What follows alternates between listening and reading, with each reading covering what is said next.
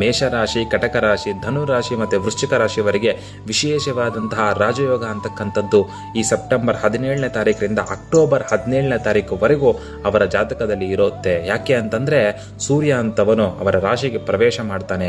ಸೂರ್ಯನು ಸರ್ವ ಕೆಲಸಗಳಿಗೆ ಅಧಿಪತಿ. ನಿಂತೋಗಿರ್ತಕ್ಕಂಥ ಯಾವುದೇ ಕೆಲಸಗಳು ಕೂಡ ಅತಿ ವೇಗವಾಗಿ ಸುಭೀಕ್ಷೆಯಾಗಿ ಆ ಕೆಲಸಗಳೆಲ್ಲವೂ ಕೂಡ ಪರಿಪೂರ್ಣವಾಗಿ ಮುಗಿಯುತ್ತೆ.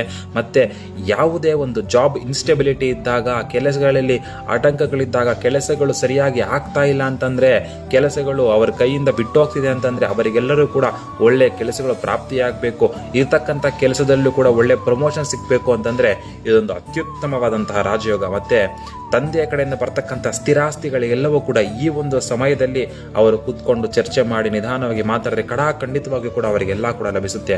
ಅಂಥ ಒಂದು ರಾಜಯೋಗ ಬರುತ್ತೆ.